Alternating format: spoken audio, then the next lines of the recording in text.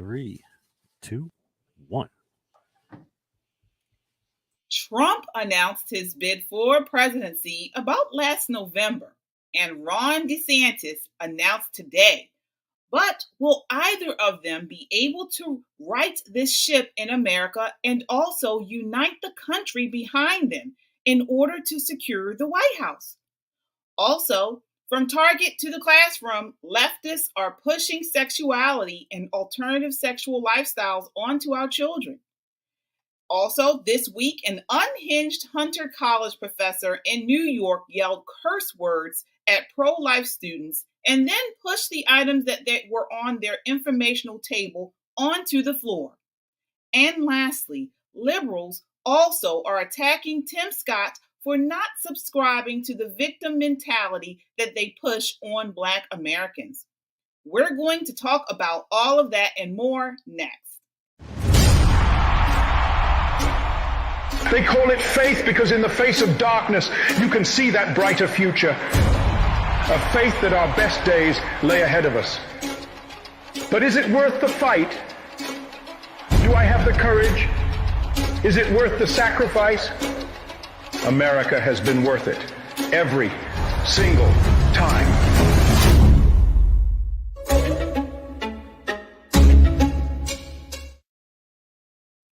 All right, hello, it's Wednesday and it's time for Pop and Politics. We are talking about the latest in hot topics, news, and entertainment.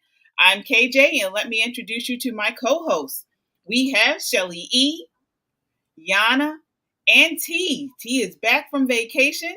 All right, join the conversation by leaving a comment on YouTube, Twitter, or Facebook. We will check the comments periodically throughout the show. And don't just comment, subscribe. Subscribe to our social media so you always know when we post new content.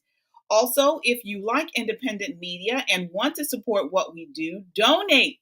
Any amount is appreciated. You can check us out on our website at www.popandpoliticslive.com for up-to-date information. Again, we are a necessary voice in news and entertainment. All right, ladies, let's set it off. So we are starting out with the breaking news today. Florida Governor Ron DeSantis officially launched his 2024 campaign during Twitter Spaces interview with Elon Musk earlier today. I don't know if it's a good thing or bad thing. The whole thing kind of broke down Twitter. I think so many people were trying to get on that I believe the system crashed. For those of you who don't know, DeSantis is just 44 years old. He's excelled in academics and athletics growing up, played baseball at Yale, graduated from Harvard Law School with a law degree. Also, he joined the Navy as a JAG officer deployed to Iraq as an advisor to the U.S. Navy SEALs. Want to get you guys' first response to this. I believe he has an interview coming on later tonight if it hasn't come on already on Fox, but he launched on Twitter. What are your thoughts? I want to start with you, Shelly. Well, my hat's off to the race. It's about to get nasty. Nasty boys don't mean a thing, but I'm all for it. Look, I love his tagline. America is worth it every single time. I am for it. All right. I want to get your thoughts, Yana.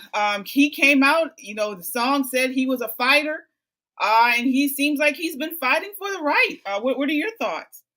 I'm excited. I do trust him. I think he's been very consistent when it comes to Florida and defending the freedom in Florida. He stood against big pharma over there, and he stood against some of the propaganda that is being fed to children. So I do trust him, and I think it's a good thing. I want to see more.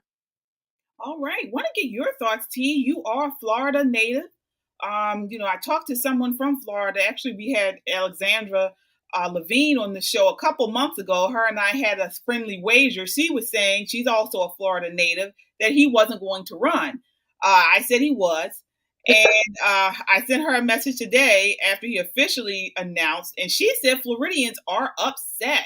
What are your thoughts?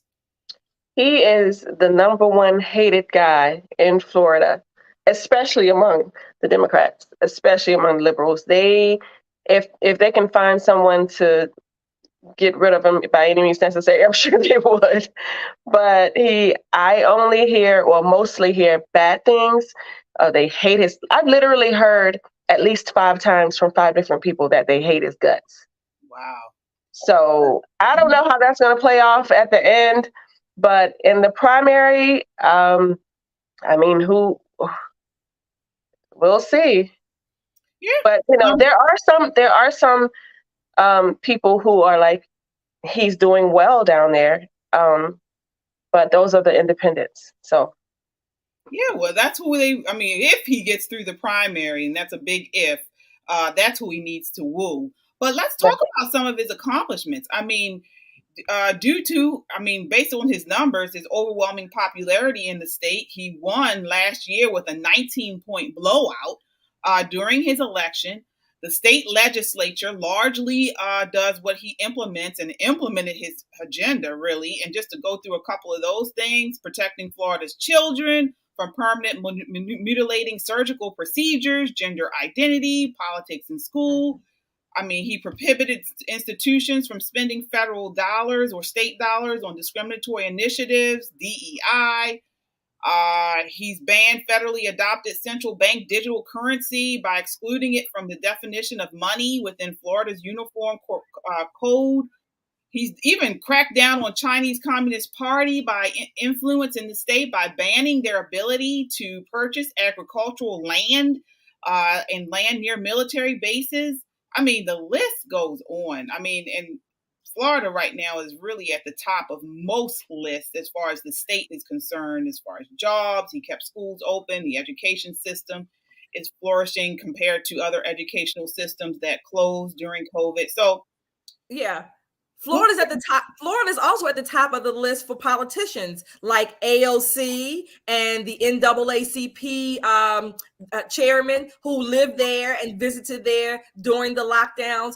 I am all for this primary. I'm excited about this Republican primary, but I have to say, I don't think I am ready for the nastiness that's going to come between these two. Oh, he's already started. Trump stays ready. I know. I'm not looking forward to that. I know it's inevitable, but again, I'm excited about this whole primary season. DeSantis is doing what conservatives should be doing, conservatism at large should be doing. And I think maybe some of the people in Florida are upset because the conservatives say if he does get elected, that means he's going to leave Florida, and who they're going to replace him with. Yeah, that's definitely out there, too. Trump, as some of you mentioned, has been hitting him hard over the last couple of months. He's been kind of using some of the Democrat talking points.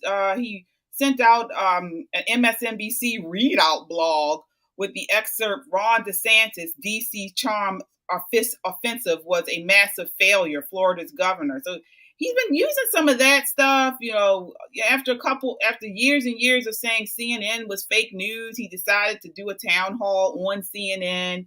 Some of the things he's been doing is kind of from the leftist playbook, using leftist propaganda. Wasn't there some agreement that Trump had with DeSantis that DeSantis wasn't going to run originally? I don't know if there was an agreement per se. I've heard that Trump has been pretty vocal about he feels like DeSantis is not loyal. Should not run. So he was not loyal for deciding to run. But I look at it how so? Like, what does that really mean? It means because Trump was a large supporter of him and getting him into office in the first place. So Trump looks at it almost as as a betrayal. Mm-hmm. Yeah. But shouldn't we think about the country and not the whatever's happening in between them? We're talking politics here. This is politics. Yeah, so exactly. There's a little bit of selfishness, so to speak, here. But as far as Florida, going back to DeSantis, I think one of the main things that they hated about him is he was okay and doing okay, especially when he did the things for the fathers. But when he tried to ban the African American studies or the AP history and African American studies, that's when they tried to really start hating him. So yeah, we're going to talk about that because if that. So we're going to get into that a little bit later and go through that.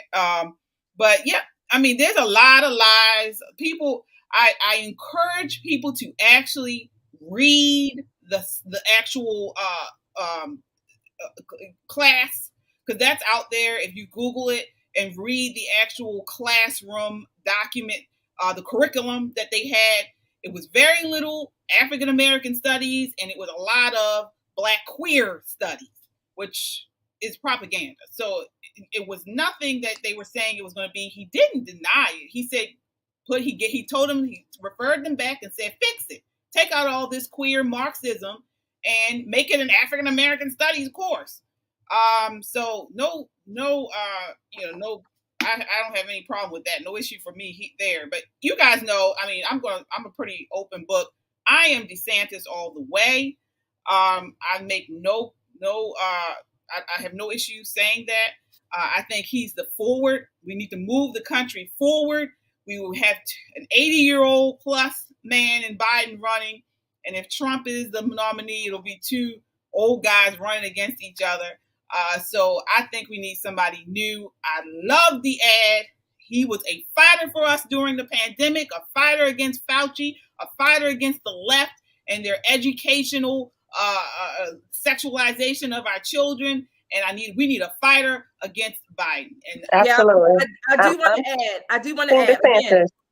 Again, I've said before, I voted for Trump twice, and I'm going to support the Republican nominee, hands down. That's not even a question. I do have some concerns that DeSantis comes off at least as a typical establishment Republican. Again, his policies in Florida, I'm for them. I'm talking about his persona, and I think he does appeal to the establishment base of the party. As a MAGA part of the party, he needs to, I think, step it up. He needs to come out fighting nationally, and he has to win the popular vote across the country. So I'm not anti-DeSantis. I'm just saying these are some of the hurdles he's going to have to cross. That's what I hear a lot of Republicans say. But what do you mean he's not? He comes across as establishment. What actions has he taken that were establishment? Yeah, I'm talking about his persona. He has to come out hard. He has to come out not just pleasing the establishment base of the party. Again, what he's done in Florida, I'm all for it. I support that. But he needs to make he has to win over the MAGA Trump supporters. He's not going to win with just the establishment Republicans. He's not going to win with that. So he has to win those MAGA Trump supporters as well. And so how does he do that? That's why he has campaign. He gets paid the bucks. I don't. I think by him really going to Trump and say, hey, this is what we need to do, brother. We need to work together. We need to make this happen and win Florida first. And then we got the rest of the nation, and we can win Florida. Because right now, Florida's pretty purple. What are you talking about? No, it's not. Florida has become pretty purple. It was blue, actually. It was blue first. It was blue in the last election. The fact that Andrew Gillum, as the governor, actually almost won that state, it turned a little bit purple. What? It's a little more red. It still has a lot of purple. It has the potential to go back purple. It's like on a precipice, if you will. It can go one way or the other. Miami-Dade. I think he was the first Republican to actually sweep Miami-Dade County. That's Miami, which is uber. Miami is not Florida. There are all these other cities in Florida, right, that you have to account for. Yeah, Florida. I don't know about that. We have to look in the numbers, but based on the last election, I mean, Republicans sweep pretty much. They own both legislatures. I will say since the pandemic. What does it look like winning Florida? So, like, if you were in Florida, or you know people in Florida, what would make them support this candidate? I think he was on the right track when he was supporting these bills, passing these bills to advocate for fathers or to help the fathers. That is an untapped market that I think that the Republicans in general should be tapping into when it comes to custody cases and something from legislative that can help fathers. That's an untapped market, personally. But yeah, he's been doing that. Yeah, well, we'll see. We'll definitely continue to follow the election. Now it's heating up, so and it's only going to get hotter. So stay tuned. Continue to watch here. We are Pop in Politics every Wednesday night at 8 p.m. Subscribe and hit that notifications bell so you always know when we post new content. All right.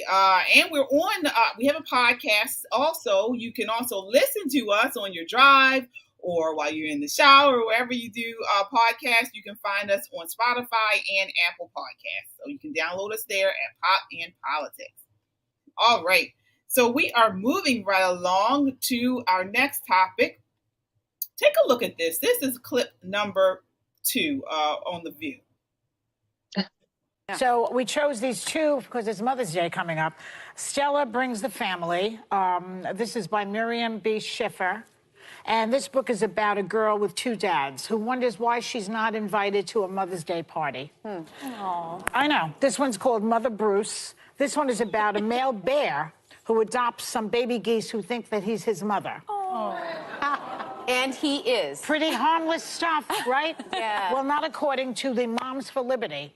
Who contacted the superintendent of the school board, which they were doing it at the Alpine Crest Elementary School in Tennessee, to have inclusiveness, that there are children out there who don't have 2 parents, who don't come from a nuclear family, who have 2 dads, etc. You know the root.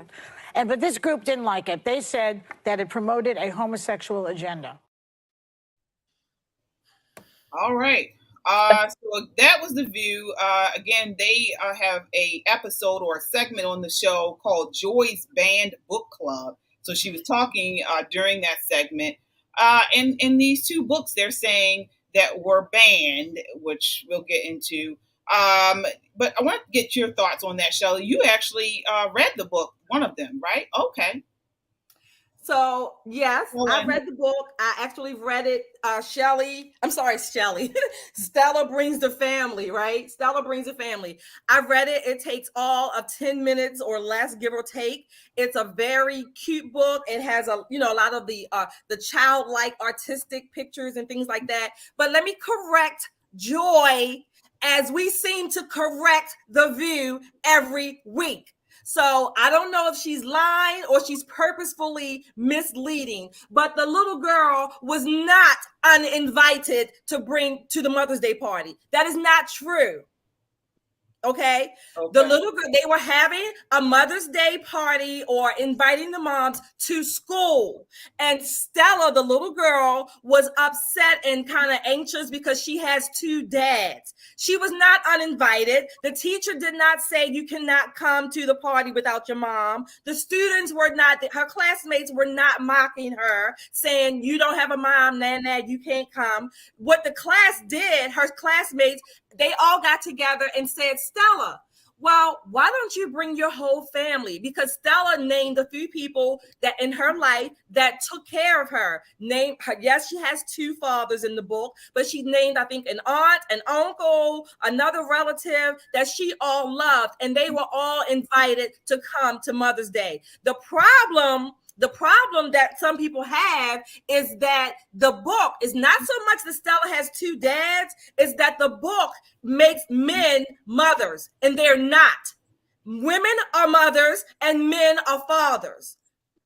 So that's where the problem comes, that they are equating dads as moms or moms as dads, that there are no distinctions. But the little girl was not uninvited or disinvited. Joy, you are like The View seems to do every week.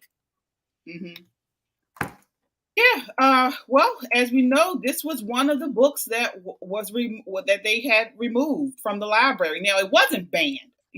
A ban is something that they do in Iraq or some of these Middle Eastern countries where they prohibit the sale of these types of books. And if you're caught purchasing them, you are actually jailed. That's a ban. Exactly. These were just removed from libraries. What are your thoughts there, Yana? Yeah, exactly. That's what I was going to say. I mean, she's exaggerating. That's a very typical tactic of the left. So she exaggerated that it's banned, like it's banned in the whole country, and you cannot even buy it if you really want to. And also, what Shelley said, that she completely even represented what happens in this book to make it, So that's just not being honest. And I mean, but in my opinion, if it is still promoting homosexual behavior, so in my opinion, it should not be in the classroom. If the parent wants it, then they can buy this book, they can read it to their kid, but it should not be given to the kids, let's say, without parental consent. Not every parent would be okay with a teacher, picking this book from the shelf and reading to the classroom. So no, there should, if the parents do not, it's a controversial topic, so that should be first discussed with the parent if they can even look at the book like this. Yeah, what are your thoughts there, T? Do you think this book should have been removed as it was? Oh, most definitely it should have been removed. I think they're so focused on being inclusive for everyone's being inclusive. They're going away from the family structure. Like, you can't have two dads. You can't have two moms. I mean, even biologically. So it's not even making sense. They've gone away from sense and logic and reason just to make people feel good. Yeah, Exactly. And kids, the thing about what the issue is, yes, there are many different families. There are many dysfunctional families. Should we be promoting and reading kids all these novels and whatever stories about dysfunctional families just because they exist? No, especially little children, they should be given their ideal. They should be given what we should strive for, because there's so much disorder already in the children's lives. They have to, for example, in my life, I had a lot of disorder in my life when I was a teenager. My parents were divorced. I had little communication with one of my parents, and it was just so much chaos. And where did I get some of the guidance was from classical literature, from some of the books that actually describe what the life should be. And if these kids cannot even get it from the books, they'll be completely screwed up. There's so many basic things that children need to be learning at this age. Anyway, what grade is this book to? I'm assuming elementary. Kindergarten to first, maybe second Yeah, grade. there's so many other things that the children need to be learning at this point in their lives than somebody with two moms and not being or two dads and not being invited to a school or whatever the book is. I don't understand why I don't remember reading a book that was specifically about, what is a parent or what is a mom, what is a dad. That young. Yeah. I mean, you got introduced to different types of homes maybe in middle school, but nothing this young where the actual topic is trying to teach them that there are different types of families. I mean, I don't believe the gender topic is one that I don't believe it belongs in K through 12 classrooms.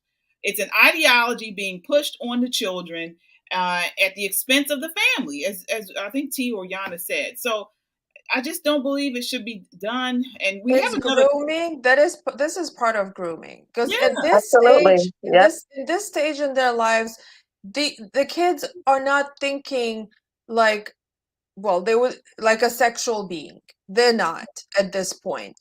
They are just learning their surroundings, and whatever you tell them, they will be convinced. Yeah. So they're learning how the society operates. Yeah. So they do not want. So the people who produce books like this, the people who promote books like this, they want the kid to break that idea in the society that there has to be a man and a woman for marriage or for family. So of course, the best thing is to introduce that early And so then the kid will develop this idea that, oh, it doesn't matter. It could be a man and man, a woman and woman. And so that's the goal, to introduce it this early.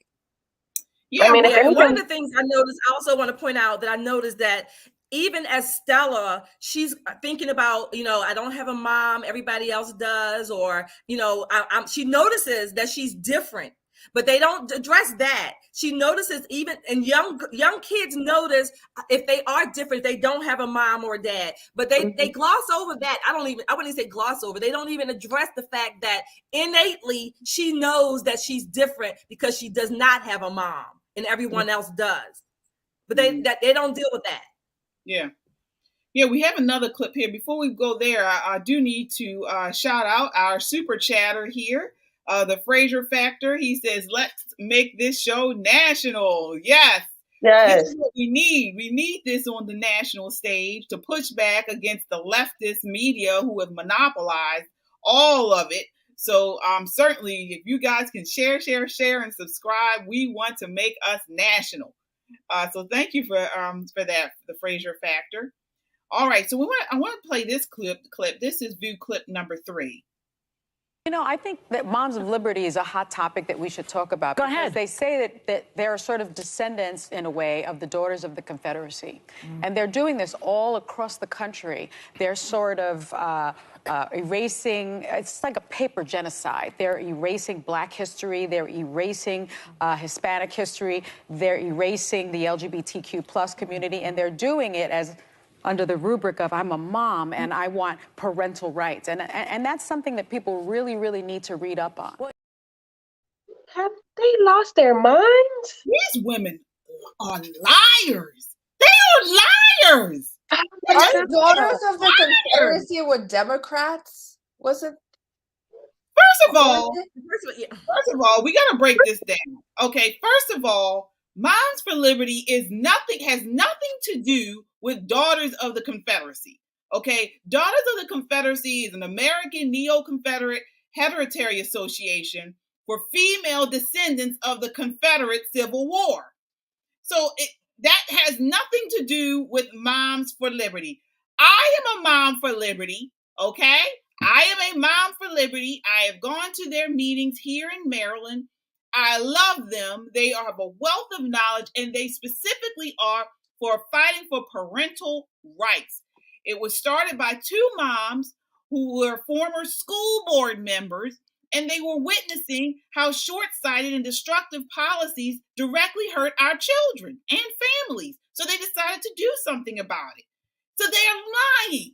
They're lying. And you can go right to their website, Moms for Liberty, and you can see exactly what they're all about. Now, I want to tell you guys what they're all about before we get into it, because I actually testified in front of a school board, and we have this video on our website. This is a clip. This was the book. It was called Push by Sapphire. This is the type of stuff that us, Moms for Liberty, fight against. Take a look. I'm here today simply asking that sexually explicit, vulgar, and/or obscene materials not be available within our public schools, where parents have diminished control of what our children can access or read. Now, this book mentions the N-word 22 times.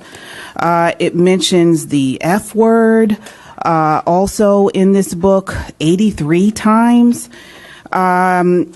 The prior speaker talked about a learning environment for our children and talked about some of the things that our kids are experiencing socially, educationally.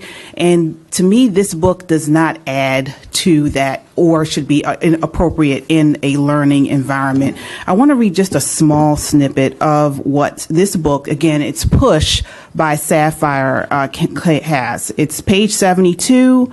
Says here, I don't fucks boys, but I'm pregnant. My father fuck me, and she know it. She kick me in my head when I'm pregnant. I think my daddy, he stink the white shit drip off his dick. Lick it, lick it. I hate that. But then I feel the hot sauce, hot cha-cha feeling when he be fucking me. I get so confused. I hate him. But my pussy be popping. He say that. Biff mama, your pussy is popping. I hate myself when I feel good.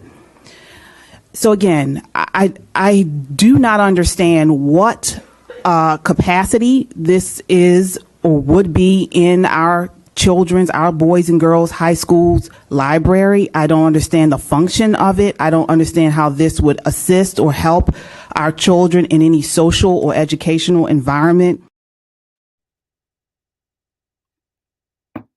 So that is a book that is in, I believe, about 40 high schools in an area called Baltimore County here in Maryland.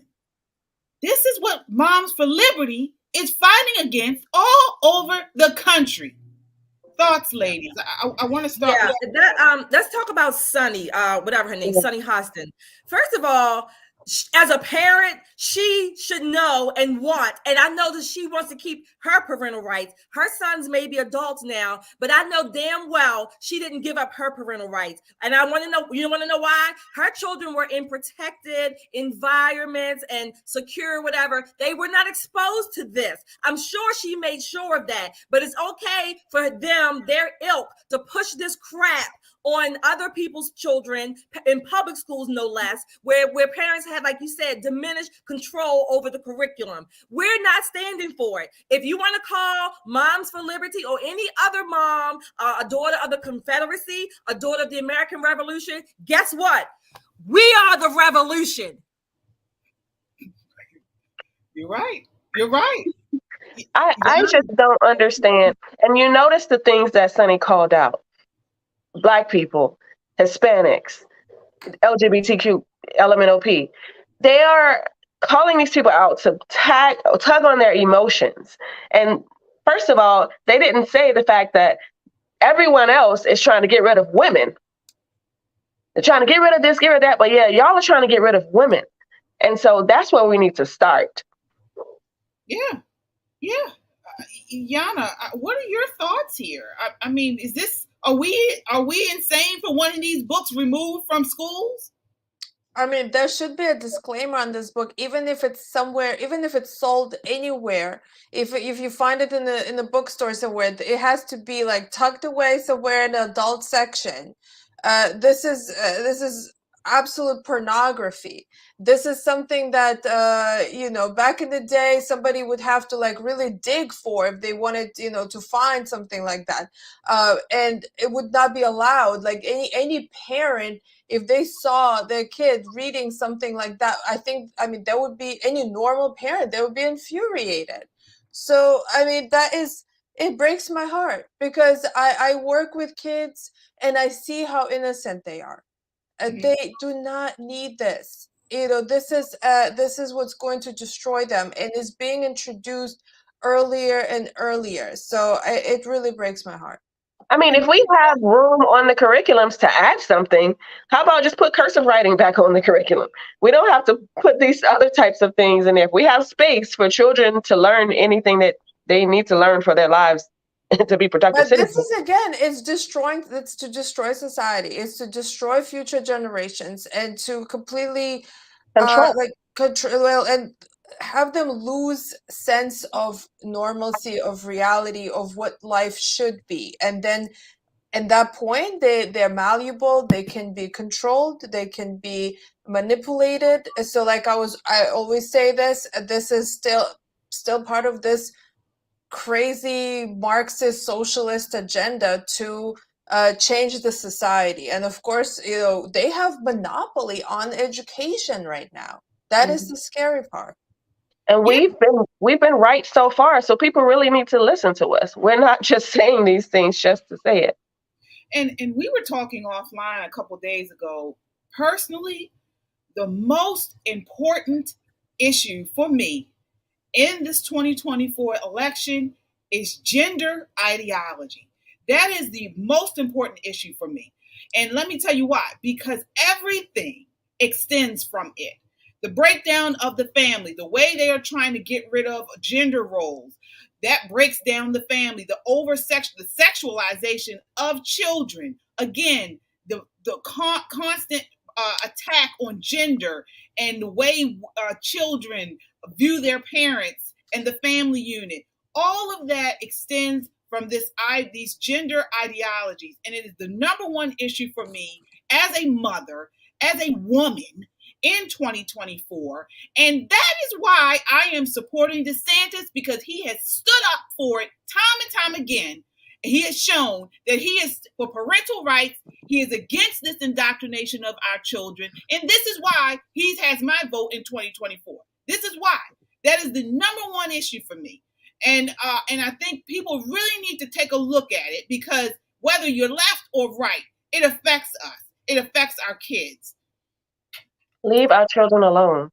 Leave them alone. Leave them alone. Leave them alone. And the Supreme Court has already settled that obscene material is not protected by the Constitution, but left the definition of what is obscene to individual states based on different characteristics. And so what has happened is most of these states, I think I have some information here, according to the law review here, Liberty University Law Review, they say here most of these states have enacted exemptions to the prohibition against dissemination of obscene or indecent materials. So really, all these Moms for Liberty and other parental groups are saying, take a second look at these items, have some type of panel and include parents in the discussion on vetting these books in our children's schools. That's it. It depends on what parents, because some of them, they've gotten a lot of these parents already. Yeah. I mean, again, this is going to differ across the country. You know, every community is different.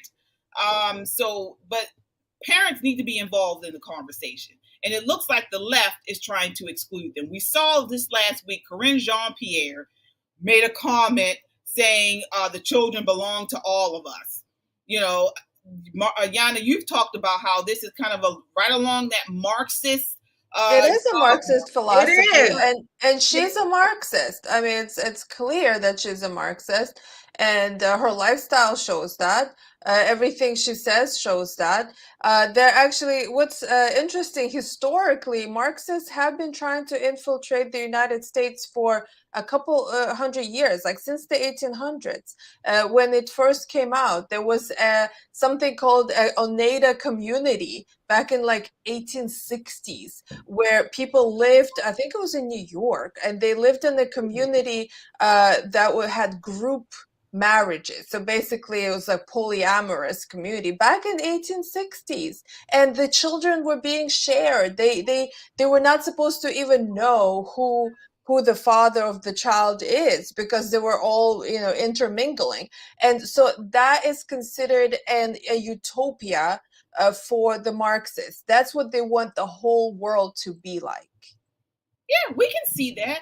I mean, and again, I have no issue with people who wanted to live their lives and do things, you know, the way they want to do it.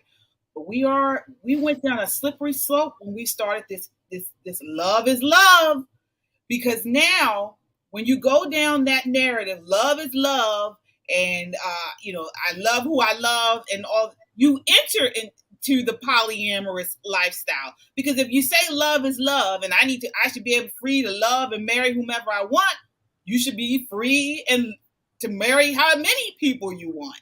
Yeah. You know, and so it's a very slippery slope. We kind of opened that Pandora's box now, and there's no way to close it back. Definitely. And one thing is that children are involved in this. Like, of course, yes, adults can do, you know, they have a right to live their private lives how they want to live, but adults want to have children. So they end up, you know, either having children physically or they're adopting children, and then they're introducing that same lifestyle into the kids' lives. And what we have seen, all these celebrities that live an alternative lifestyle, their kids, somehow all of them are like non-binary and bisexual and all of that. Like, how is that not nurture, like the different, the whole. It is nurture. And again, I've said this many times, and I'll say it again. I make distinctions between adults and children. I don't care what adults do, but when you introduce children into it, there needs to be some boundaries. Number one. Number two, you do not have the right to, I guess, impose, if you will, like the left like to use that word, impose your perverted values on someone else's children. You don't have that right. So again, this is America. As you all mentioned, this is not Russia. We are not a communist state. At least I hope we're still not. But nevertheless, adults do what you want, but just don't include the children in this. I know some people. I just gotta say, Russia is not a communist state. Not anymore. It isn't. You're right. I think, and we have to look at the path here. They've started or moved away from targeting, removing fathers away from the families. And now that the fathers aren't in the families, now they're like, okay, now we have a chance to grab your children and take your children. And this has to have always been the agenda. Mm-hmm. Yeah. It's not a new thing. I got to move on, but I tell you, I just want to ask you, and I'm not putting you on the spot, believe you. I keep coming to this question, right? We talk about the fathers when they left the home for whatever reason. They left the home, single parent, single moms, things like that. But I keep coming to this question: why did the fathers leave? There's blame to go all around. Don't get me wrong. I'm not saying you have an answer. That question keeps coming to my mind. Why did the fathers leave? There's so many answers to that. We've discussed this topic a few times, so you should have at least some answers now. Because, I mean, at times, who wants to deal with women who are trying to make their lives literal hell? Yeah, men aren't women. Men and women aren't the same. I agree, and I think so. They're not gonna. I think that's part of it. But one answer, I'm going to use Dr. Laura's answer, and I'm borrowing her response, is that as adults, if you leave because you can't deal with the woman or whatever the situation, why would you leave an innocent young minor who has no control over it? You're going to leave that person exposed 100% of the time to that unruly person. Again, I know that doesn't mean that they're abusive to the children. It just means that there's some confliction. But you couldn't say. I agree with Shelley, because what if it's all the way around and the child is with the father and they have a difficult relationship and the father is a difficult person? Do you think it would be okay for them? Like, wouldn't you think the mother would do anything to try to see their kid? Yeah, I'm sure. And yes. And I'm sure men would too. We can go and say what if and the exceptions here, exceptions there, but I mean, no, probably not one single situation is the same. But I mean, so that means I don't have the answers. But most times I would say that the system is set up against the fathers, and we know that.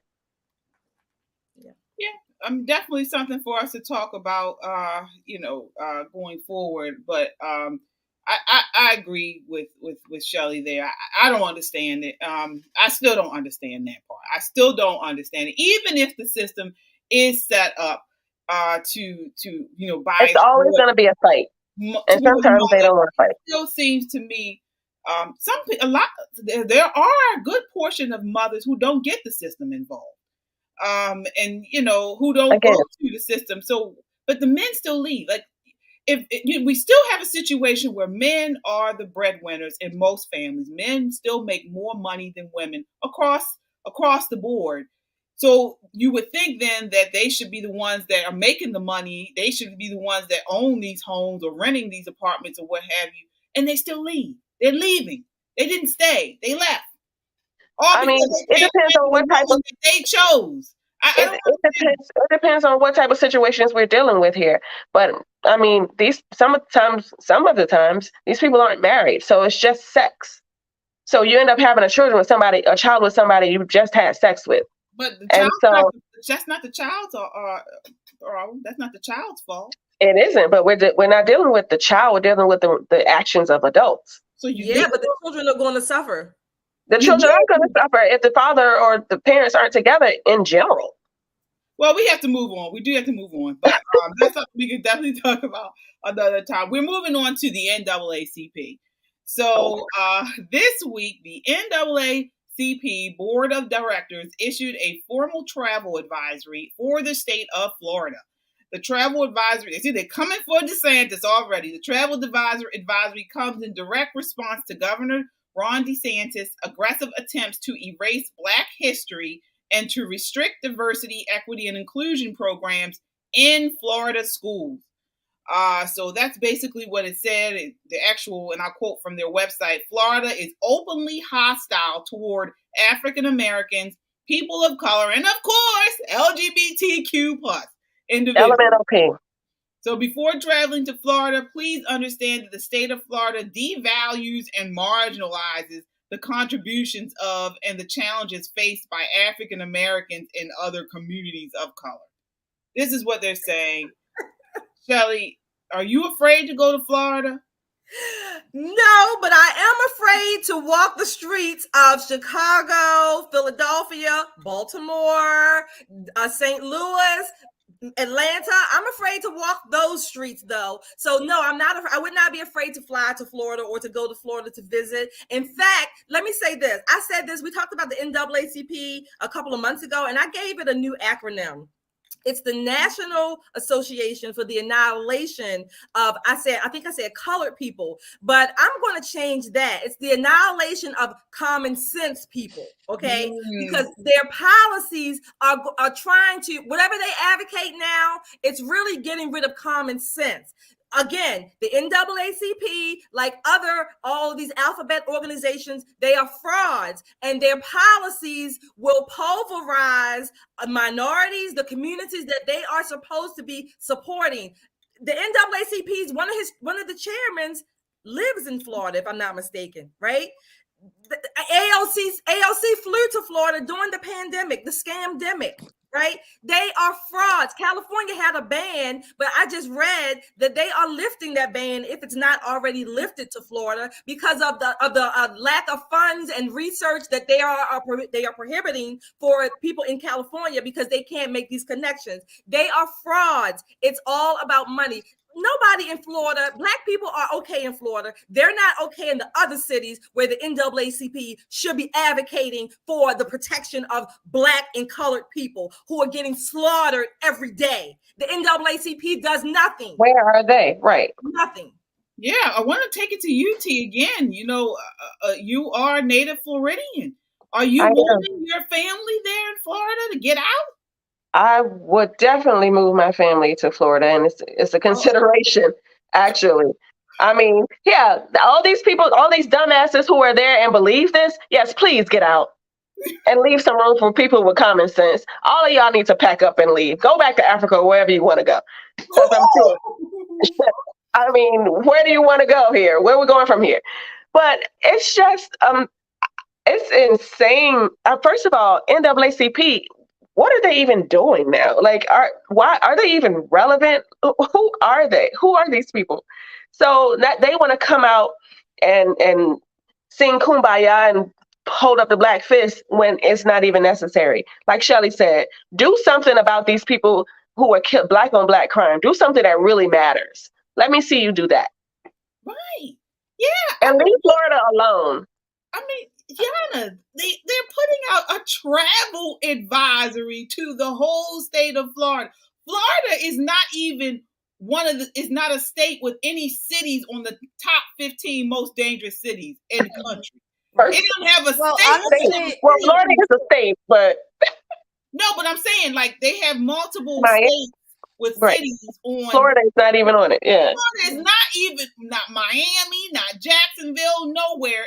Not is Florida on this list to be the top most dangerous cities. No city in Florida is on this list.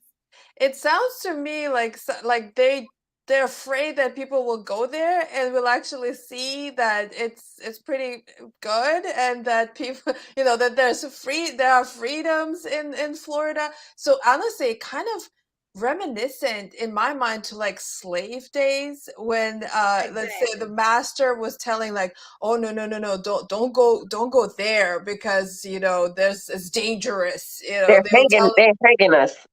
No. That's basically what they're saying. They're lynching us down there. Yeah, but actually, if you go there, you might be free. So, but the master is like, no, don't go there. Yeah. And so many people have already moved there since the pandemic. Right. So I mean, don't go there so that it's not as high. Like rent and homes are higher now. So yeah, y'all need to leave. If y'all want to leave, please leave. Don't go there. And they're talking about this. So apparently DeSantis signed into law this week, let kids be kids package. So it was a slew of bills designed to curtail LGBT overreach in Florida. So, he actually is quoted as saying, Florida represents a refuge of sanity and a citadel of normalcy.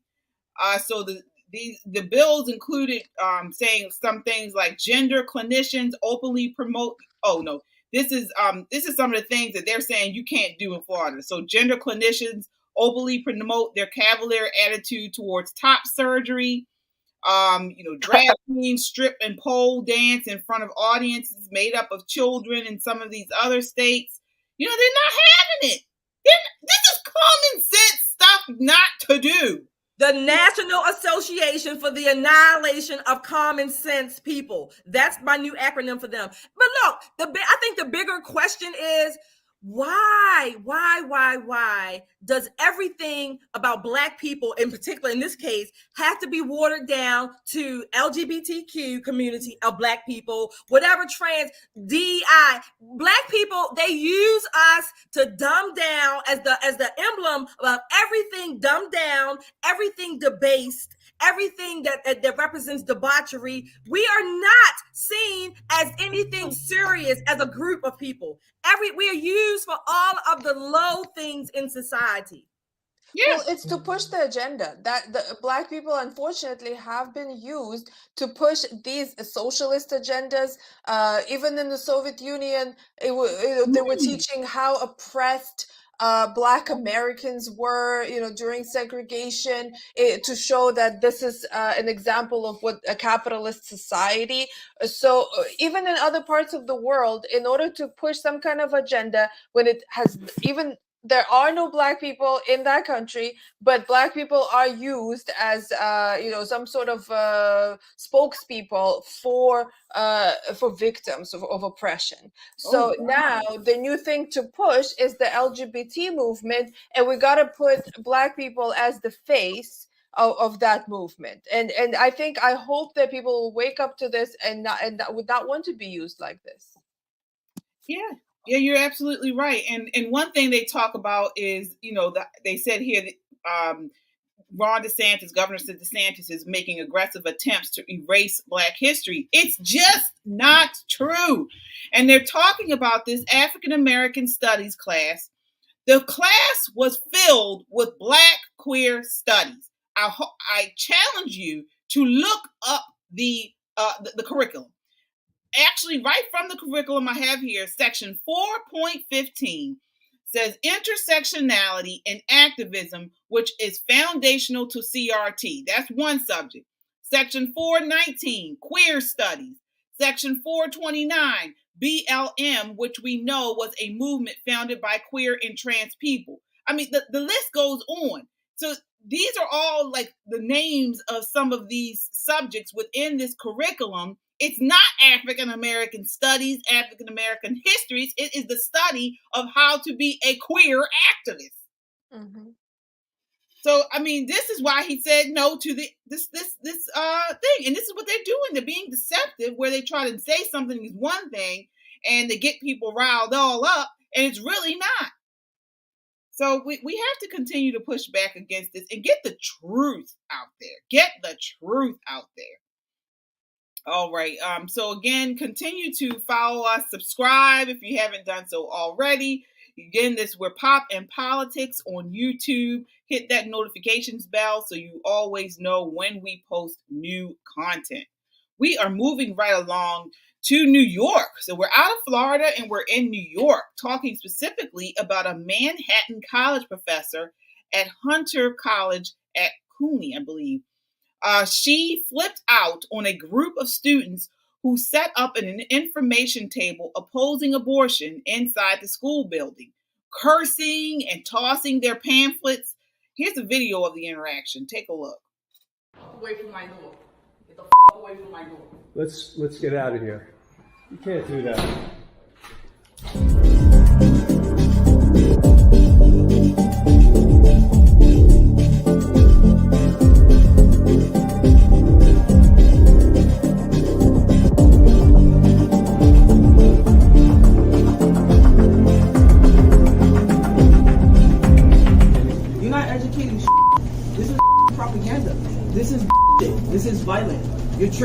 Listen, get this out of here, yo.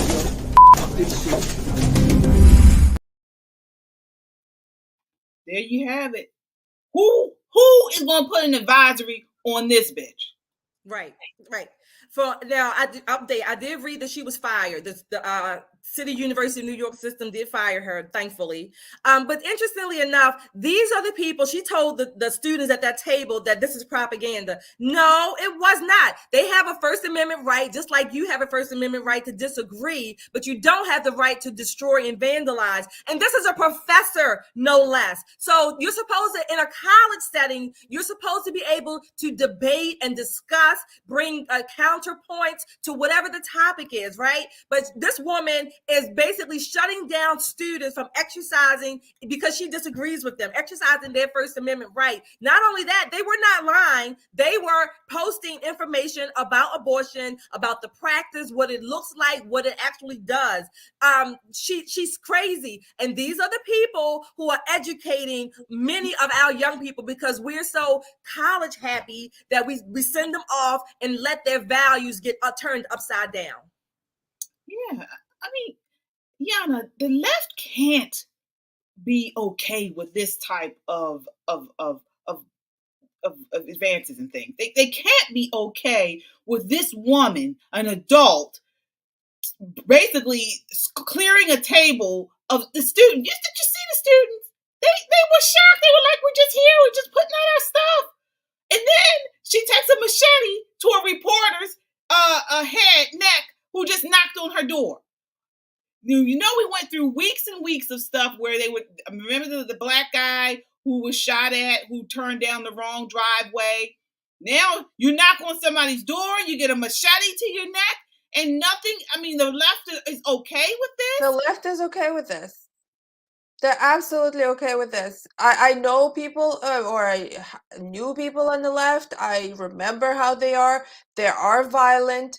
And in fact, yeah, they will say something like, I will punch somebody who, I disagree with. I have heard that from the left. They think she's a hero. When they watch this video, she's a hero. Oh, she stood up for, women's rights or something like that. And yeah, they will absolutely they would love this woman. She is a perfect representation of the left. Wow, that's sad. And she is supposed to be, again, this is why we have DeSantis talking about all this stuff in education. Here she is, a professor at an institution, a college institution, and she's doing this type of stuff. I'm not surprised at all. And the reason she could do it, so nonchalantly as if it was okay, is because this happens many times across the country at other universities. So the culture is that what she's doing is supported and applauded, which is why she had absolutely no qualms about coming to that door with that machete. And actually, she chased the reporter down the street. Wow. With the machete. She has no qualms about it. She could do it because this is what has been supported and accepted. So she didn't even feel like she was doing anything wrong. Yeah. It's sad. It's scary. And this is why, I said the country is really, we are at a crossroads. This election is probably the most important election of our lifetimes. I think it's actually more important than 2020. I do. Because if Biden wins, he is going to use it and see it as a total acceptance of his policies, of what he's doing. And he's really going to start implementing and putting forth things. So we have to get the White House. We have to get him out. We do. We have to get him out. And I hope people realize that. Moving right along to Tim Scott. So Tim Scott has caught a lot of flack this week. He announced his candidacy for the Republican presidential office. So again, Tim Scott basically came under fire this week from The View for failing to adhere to their standards for Black political figures. So Tim Scott of South Carolina said he is proud not to embody the substance or spirit of America's radical left. But on Monday, the day he announced his candidacy, Whoopi Goldberg of The View said the senator has Clarence Thomas syndrome. And so again, this whole idea of, they've been hard on him since the 90s. Then during his announcement, Scott said, he pushed back and he said, I'm living proof that America is the land of opportunity and not the land of oppression. So I don't understand this pushback against him for being positive. What are your thoughts here, Shelley? It's not the pushback against him being positive. What it is, the worst fear that the left has is a Black conservative. Okay, because they will basically shut down every argument. Tim Scott doesn't just represent Black progress. He is the epitome of American progress and upward mobility. And he is the epitome of the American dream. If you know some of his backstory about his family and how he was raised. So that he is an affront to everything those biddies at that View table talk about and believe. He shuts them down just by his very existence. Yeah. I want to get your thoughts on this, T. Is it now where, who is really demeaning Black Americans in this debate? Apparently racial pessimism is forever. Is this what we have going on here with they have an issue with Black people prospering? I think they have an issue with Black people being free. They have an issue with Black people being liberated. Let's take it a step further, because that way they don't have the control over us. And once you see a Black conservative, you understand that they're not following the narrative. They're not following this brainwashed, oppressed system or narrative or whatever that they're creating or trying to create. And so, yeah, as Shelley said, that's the most dangerous thing. Yeah. It's especially a Black man. Right. Yeah. Because he's not bowing down.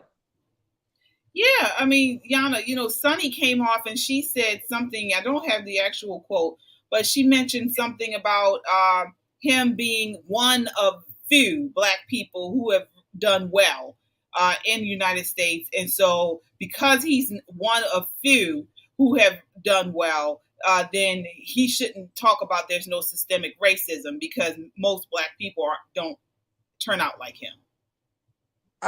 That's ridiculous. She's not even looking at statistics such as immigration from different parts of the world and how well Black immigrants do in America, actually better than Europeans. And so she's not highlighting that. And what they're saying is something from 1984, the book about the dystopian society. They do not.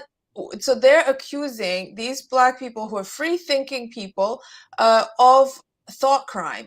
You cannot have even a thought that it is possible to be successful in America. If you're thinking that's a crime, that's a no-no. So, and of course they need to stop it. They need to prevent that. So they're afraid that some Black people will hear Tim Scott and will think otherwise, or will think that they're not oppressed. Yeah, I want to take a look here. This is clip number 5, and this is a guy, YouTuber, who is upset, or who was upset with Republicans by pushing the whole idea of pick yourself up by your bootstraps. Take a look. All these Black now Gen Xers, boomers, and some of the millennials that are on this conservative shit are coming with the same argument. If Black people just got their act together, there wouldn't be any more racism. We would have all the things we need. And that's not true. And that's been so clear. That's been clear. That's so well researched. That's so well documented historically. Like, first and foremost, Black people built communities in the image of Americana, in the image of capitalism.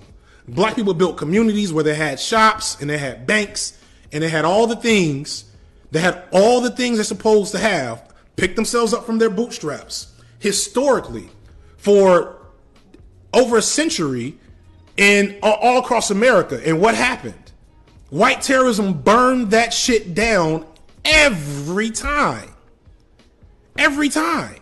And it's not just Tulsa.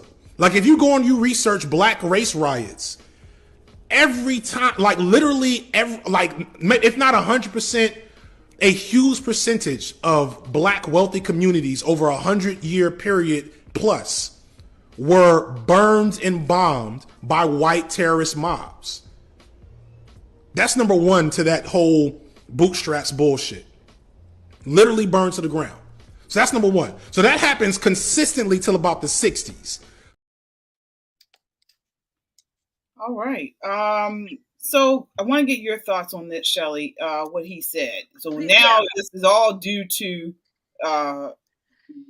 white people bombing black people. First of all, there are no conservatives, at least none that I know of, who have ever said that if black people just do X, there will be no more racism. That is such a distortion, and it's a lie. No conservative has said that. What we do say is that black people need to stop looking to white people to fix their problems. And just like black people built those communities to build our lives now, to build your families, build your communities now, why do you have to rely on the government to take care of you, or even the other politicians that claim that they're going to support you and care for you? That's what we say. Conservatives don't say that there will be zero racism. We don't deny that racism, but we also say that racism or white supremacy is not the number one cause that's holding down black people. Black people are holding themselves down. That's right. What we say. Yeah. What are your thoughts here, T, as far as what he said? I mean, are we really owed? Is this why Black America is the state that we are in, due to white supremacists burning down black neighborhoods throughout history? Yeah, that's the key word, history. It's not current. It's not current times. And yeah, it happened. It happened, but those were different times then. And now black people have Lexuses, they have whole communities that they live in, they have mansions, they have everything that I guess white people have, is if that's the goal, if you want to have everything that white people have, because you set the standard. I always tell people white supremacy is only a thing if you make it a thing. Because otherwise, what is it? What is white supremacy actually? Like what? And so I feel like that black conservatives are the Harriet Tubman of today. Mm-hmm. And we're not going to be able to save everybody because they want to stay slaves. Yeah. I mean, what are your thoughts here, Yana? Based off of what he said, I know you are a student of history. Does he have any credibility? This is propaganda. What he is saying, it's 100% propaganda. Whenever you listen to somebody, you have to think, like, what is the purpose? Why is he saying all these things? So that's what I think. Like, what is his message really? First of all his pictures are old and black and white. So, like, okay, we all know what happened, and he even mentioned it was happening up to the 1960s. Okay. And so things have happened to communities. It's unfortunate. So many, there were ethnic groups that have suffered. But what is your message really right now? So what, you shouldn't try to pull yourself up. You shouldn't struggle. Plus, about the riots. What about 2020 when black businesses were being burnt by BLM supporters? What about that? Right. Let's talk about those riots, huh? Exactly. And so this is he's another Marxist who wants a revolution. So he's gonna bring up some kind of old pictures and to have this race. He's a race hustler, nothing else. Yeah, I mean, if we wanted to be serious about evidence, we might compare where blacks stood 100 years after the end of slavery with where they stood after 30 years of the liberal welfare state. So Thomas Sowell goes deeply into this. He wrote a piece back in 2014, A Legacy of Liberalism. He says, we could compare hard evidence on the legacy of slavery with hard evidence on the legacy of liberals. Despite the grand myth that Black economic progress began or accelerated with the passage of the civil rights laws and war on poverty programs of the 60s, the cold fact is that the poverty rate among Blacks fell from 87% in 1940 to 47% by 1960. This was before any of those programs began. Then over the next 20 years, the poverty rate among Blacks fell another 18 percentage points compared to the 40-point drop in the previous 20 years. This was a continuation of previous economic trend at a slower rate of progress, not the economic grand deliverance proclaimed by liberals and self-serving Black leaders. Right. It's true. And if you know anything about Thomas Sowell, he talks about himself. When he first graduated from college or was in college, guess what? He was a socialist. Mm-hmm. He initially started out until he was working for the government, I think as a low level, whatever you call it, economist. Yeah. And he started actually doing some of the numbers and some of the work. And he started, his eyes began to be open. And so he talks about himself, how he was going along that path until, guess what? Reality hit him and he started learning the truth. Yeah. Yep. And he talks about the breakdown of the family, what we are seeing rapidly right now due to this whole gender ideology. He says here, nearly 100 years of the supposed legacy of slavery found most Black children, 78%, being raised in a two-parent family in 1960. But 30 years after the liberal welfare state found the great majority of the Black children being raised by a single parent, 66%. Public housing projects, all of this skyrocketed, of course, within the 70s and 80s. And then we are here where we are today. But again, it goes back to what I feel is one of the number one issues, this gender ideology that we have going on now. And now it's indoctrinating and overcoming and tearing down our families and the systems that we need to kind of uplift Black people, if you will, everyone really. But now it's being discounted. So this stuff is important. And one thing I like about Thomas Sowell, that guy that we showed the video of, he runs his mouth and he just talks. Thomas Sowell has the data to back it up. First of all, right. And that's what a lot of these leftists don't have. They just throw stuff out there and say, they have feelings. They have feelings. Yeah, this is why, because of this. No, let's look at the data and see how that tells the story. That tells the true story most times. So, again, and not only do they get on Tim Scott for that, but they pick on him due to his Christian background.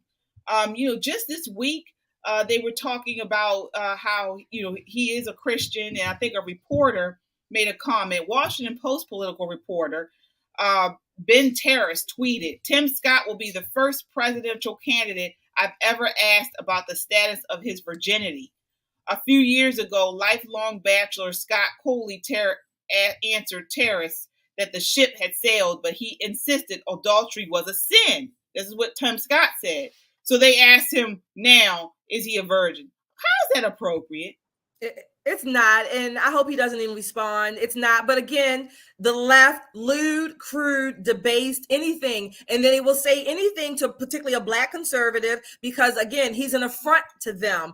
I want to make one more point about that, the other clip, the guy, I don't even know his name on the YouTube, but he talked about being pulled up by your bootstraps. But let me ask you this, Black people in particular, who's supposed to pull you up? Whose bootstraps would you rather be pulled? You should be pulling your own. Why is that such a dishonorable thing to do? To pull yourself out of poverty or whatever the circumstances may be. Why is that not a sign of resilience and honor and dignity? It's not a low state or something to be mocked. It is something to be applauded that you would have the wherewithal to do that for yourself and your family. Why would you want to lay around in the streets or wherever and wait for white person or whomever the government is that you want to blame to come and pull you up. Where's the dignity in that?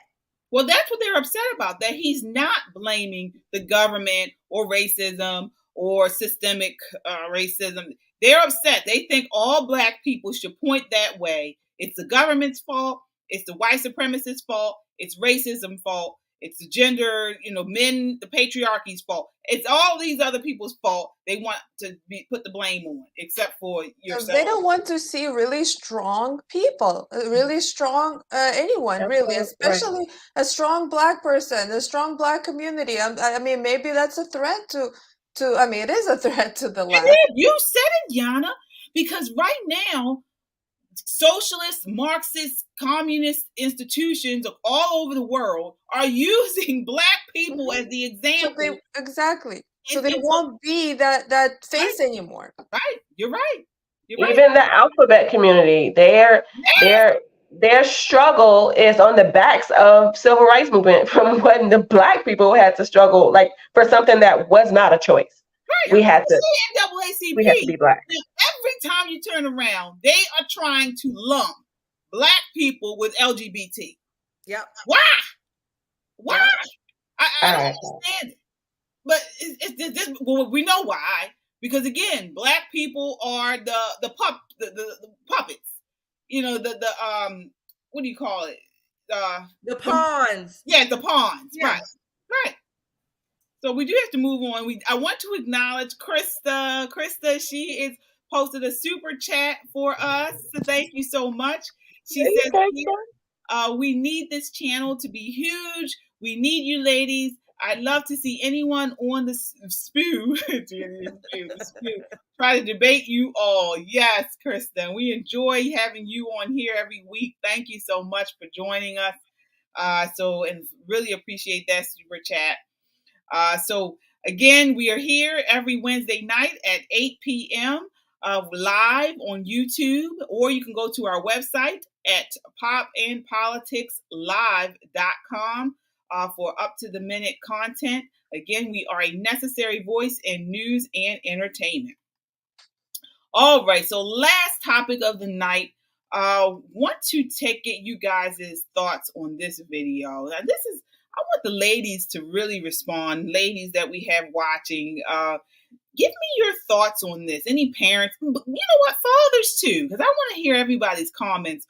Is this something you would have advised your teenager? Take a look. This is clip 6.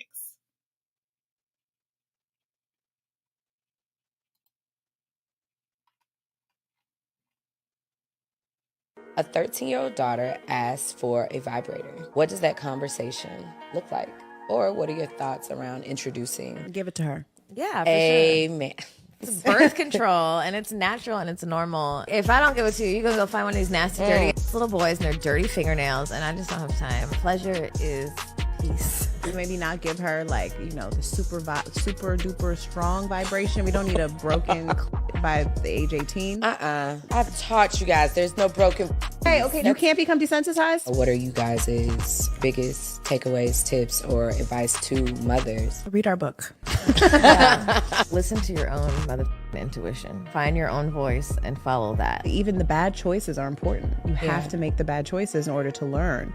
And your kids have to see you make bad choices. They start dating and they're like, no person is perfect, but my mother was perfect. These little boys turn into men and vice versa and start judging their partners because their mothers portrayed this image of perfection that is not real. All right. So you saw it. Is that the advice you give your daughter, Yana? What are your thoughts there? I mean, the whole conversation is strange. So no, I mean, if I had a daughter, that is no, that is a private matter. That is something that a person discovers on their own, and parents, I don't think parents should get involved. That is just weird and creepy in my opinion, and that would be really creepy if you get your child a sex toy. That is just wrong. All right, what are your thoughts there, T? What do you think it's something you should do? Get your kid a sex toy? I mean, I have daughters, and I can't imagine. Yeah, we'll have conversations, but I'm definitely not giving them a sex toy at 13, at 17. I mean, maybe at her bridal shower, I'll think about it. Well, no, because then she'll have a husband by then. So yeah, there's no point that I would give my daughter. Yeah, what are your thoughts? I want to get you in on this, Shelley. Is this a conversation you would have, or encourage your 13-year-old to do? Let me answer that second. I have 2 points. I watched that clip a couple times, and it just dawned on me this time. Those women, they hate men, and they're setting up and training their daughters to hate men. Number one. Because they are not explaining, and it doesn't seem like that they're explaining a proper, healthy, good relationship between a woman and a man. Like T said, her daughter would be getting married. Number one. Number two, no, I would not be giving my daughter or anyone else's daughter, that at least a daughter where I would be considered myself could be their mother or aunt. No, that is not proper. To me, it symbolizes a lot of our culture where adults are not making distinction between themselves and children. They are equating themselves as if they are the child's friend, and we're not. We are adults and they are children, and there should be distinctions. So these women, these immature, I'll give them that. I'll call them nicely, immature, foolish women are seeing themselves as their children's friend, their girlfriends, and they're not training them and teaching them. Well, no, they are. They're teaching them that they hate men. That's basically what I can come to. They hate men, and they want their daughters to hate men. Yeah, that was my question. What is the goal here? When it used to be a time where the goal was for your children to find a nice girl, find a nice girl if you have a son, or find a nice guy if you have a girl, and get married and start their families. But now we have gone so far off the beaten path where now the idea is I'm an independent woman and I don't need a man. And so, of course, if that is your thinking, then you would do that. You would gravitate. You would encourage. Right. So about this situation, I think that if a child of 13 is even bringing that up and asking for something like that, they already have been exposed to too much. They shouldn't be even thinking about a vibrator at 13. How do they even know about these things? Then they're probably really bored.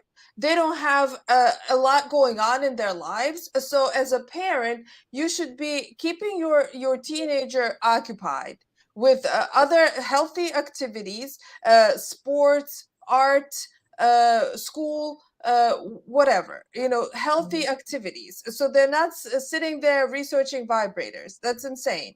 So it's just, and the parent, in terms of sexual education, a parent should warn their young children about some dangers that come with sex, because they don't learn these things right now. They learn that, it's all pleasure and great, but there's so many dangers, and so they should be, like you said, teaching them about relationships and leading up to marriage. That should be the conversation. Right. Notice what they said. One of the women said, the dirty little boys or the dirty boys. Yeah. And then another one made a comment about something about the P word being desensitized. But they're giving their children, young girls, vibrators, which means that you don't need a man.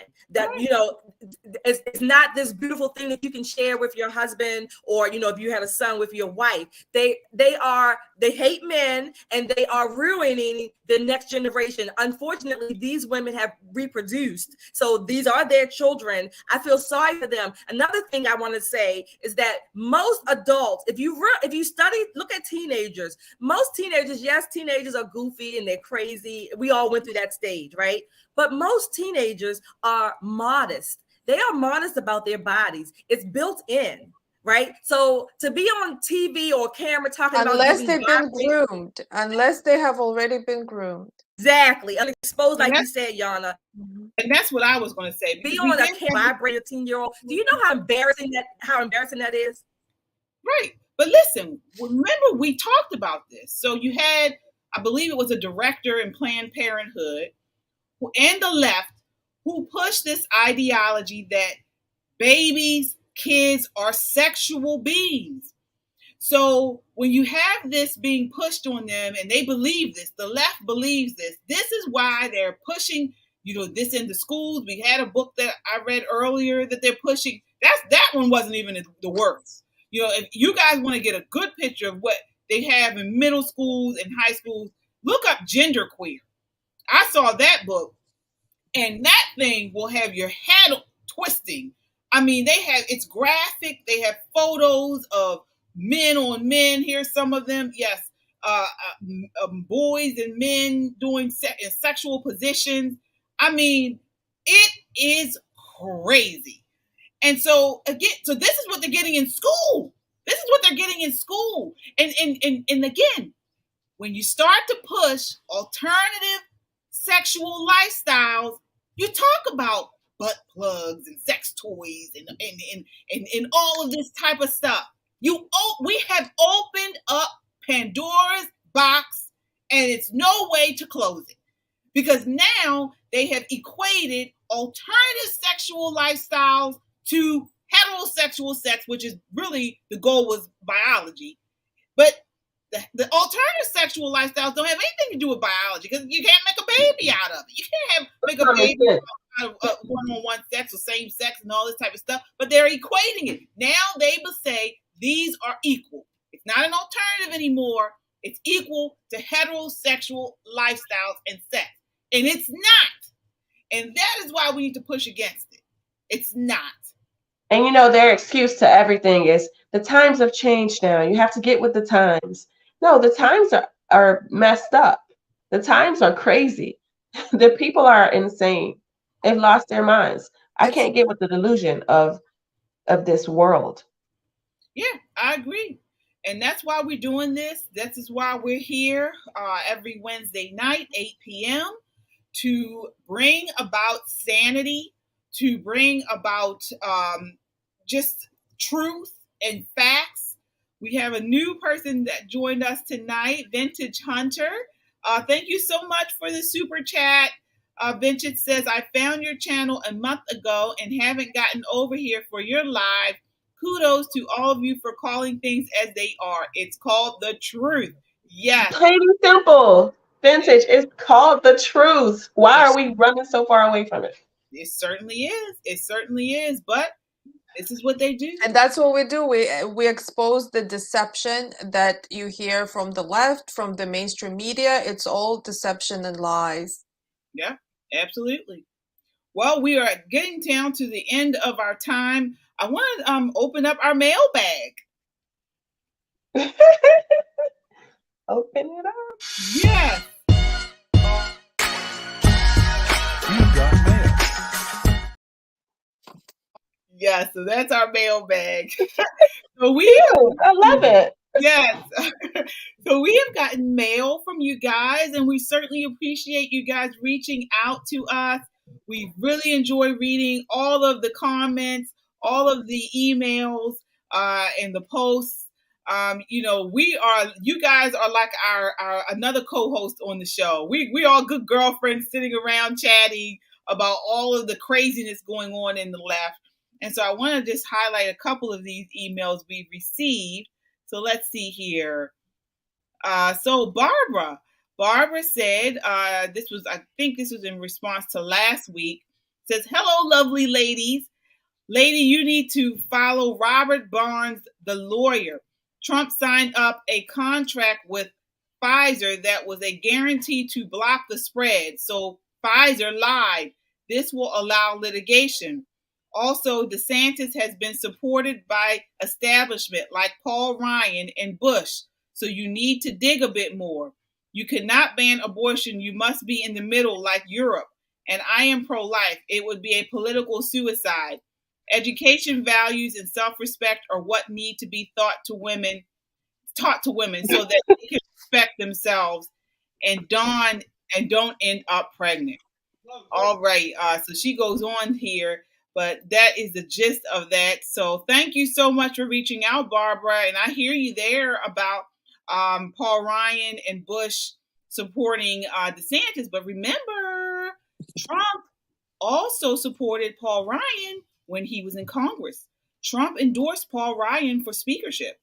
So, I mean, this is politics, and a lot of people, strange bedfellows, go back and forth, and one person endorsing one person one year and another person endorsing somebody else. But he did endorse Paul Ryan for speakership. So But we appreciate every comment. So that's some information that's important. Yes, it is. It certainly is. Here we have Krista. We saw Krista tonight. She says, hi, KJ. First, I have to say how much I love your show. Thank you. We love you too. Thanks so much for chatting. She says, absolutely amazing, eye-opening, and important content and discussions that help to help explain what is happening. If it was not for shows like yours, I never would have been red-pilled. Me too, Krista. I was red-pilled by Glenn Beck. So it was a while ago. And still, I'd be left mindset. Not far left, but left enough. On this past Wednesday show, it was said that the left should watch. And I commented that the left needs to watch.